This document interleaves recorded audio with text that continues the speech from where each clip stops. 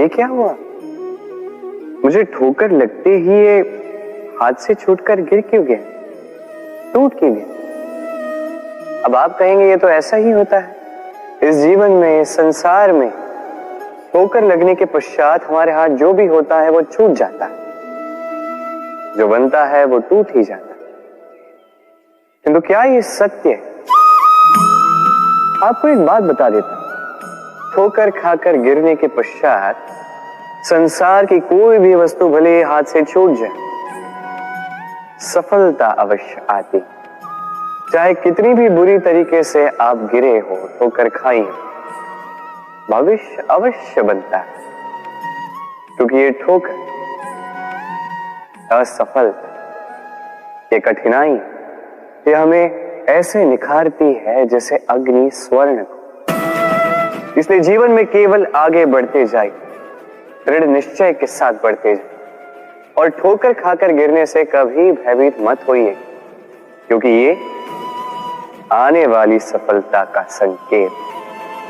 और सफलता तभी मिलेगी जब आप गिरोगे, जब आप पुनः उठोगे, और जब आप पुनः जीवन में आगे बढ़ोगे। राधे। प्रेम, घृणा दोनों समान शब्द हैं। कैसे? देखिए ना, दोनों में 2.5 अक्षर हैं। दोनों वो भाव है जो हमारे मन से जुड़े हैं, और दोनों भाव से जुड़े व्यक्ति हमारे लिए महत्वपूर्ण है। अंतर बस इतना है कि प्रेम को मिलता है सम्मान और घृणा को मिलती है उपेक्षा। ऐसा क्यों? क्योंकि प्रेम वो भाव है जहां व्यक्ति सब कुछ दे देना चाहता है, सब कुछ हार जाना चाहता है। वही घृणा ऐसा भाव है।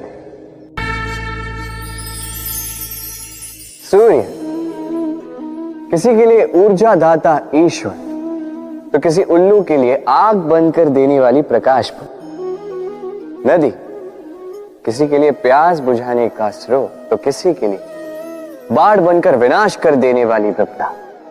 सागर किसी के लिए खारे पानी का भंडार, तो किसी के लिए अनंत जीवों का सागर। प्रश्न यह है कि हर एक व्यक्ति के लिए किसी भी भाव या वस्तु की परिभाषा भिन्न क्यों होती? जो किसी के लिए विष, वो किसी के लिए अमृत क्यों? जो किसी के लिए अमृत, वो किसी के लिए विष क्यों?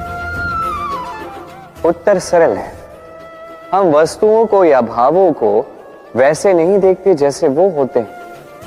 हम वस्तुओं को या भाव को वैसे देखते हैं जैसे हम होते हैं।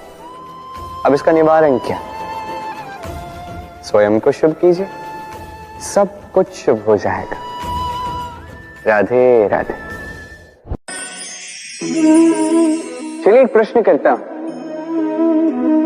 किसी व्यक्ति से पूछिए, क्या वो मूर्ख, आलसी, अविवेकी, असफल, इन नामों से स्वयं की पहचान करवाना चाहेगा? नहीं। किसी पूछिए, क्या आप मूर्ख हो? नहीं। आप असफल हो? नहीं। अविवेकी हो? नहीं। अब बताइए, क्या आपने मूर्ख या असफल बनने के लिए कभी जीवन में एक अच्छी योजना बनाई है? उत्तर मिलेगा नहीं। क्योंकि कोई भी योजना नहीं बनाई जा सकती जिससे आप मूर्ख या असफल बने। व्यक्ति मूर्ख या असफल तब बनता है जब वो योजना ही नहीं बनाता। देखिए, छोटा सा जीवन, इसे नियोजित करें ताकि अधिक से अधिक लोगों को आप जोड़ सके, अधिक से अधिक प्रसन्नता पा सके, अधिक से अधिक सफलता प्राप्त कर सके, अधिक से अधिक लोगों का मार्गदर्शन करके उनका कल्याण कर सके। असफल रहकर घर पे बैठने से अच्छा ही है कि आप एक योजना बनाकर असफल हो, क्योंकि तब आपके पास एक और विकल्प होगा, एक नई योजना बनाने का, उसे साकार करने का। क्योंकि कोई न कोई योजना तो होगी जो आपको आपके लक्ष्य तक पहुंचा दे। क्यों? राधे राधे। सत्य और असत्य दोनों में अंतर क्या है? अंतर है तो केवल अ का।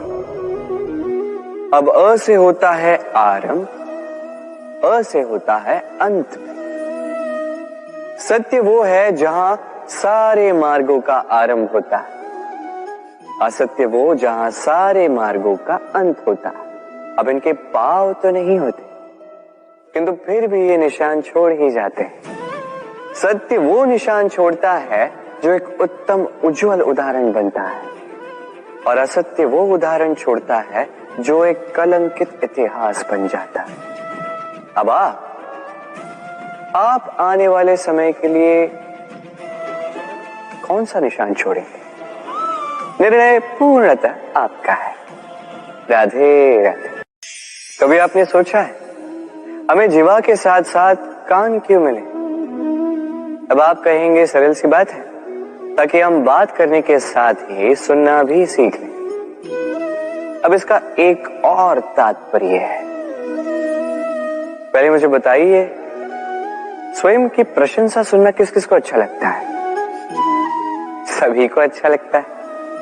अब यही है सा, यदि इन कानों से आप स्वयं की प्रशंसा सुनना चाहते हैं तो सर्वप्रथम इस जीवा से दूसरों की प्रशंसा करना सीखें। अब प्रशंसा के विषय में एक अत्यंत महत्वपूर्ण बात आपको बता देता हूं।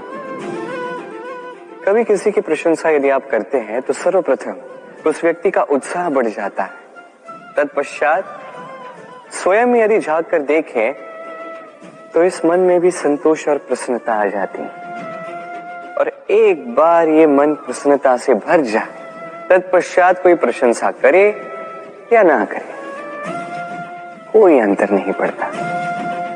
इसलिए सदैव दूसरों का मान करें, आदर करें, उनकी प्रशंसा करें, प्रसन्नता बांटें, जिनमें जो भी अच्छाइयां हैं उन्हें बताएं, उन्हें स्मरण करवाएं कि वो भी अच्छे हैं, उनका उत्साह बढ़ाएं, वो जीवन में आगे बढ़ेंगे और ये जीवन आपको कभी पीछे नहीं रहने देगा।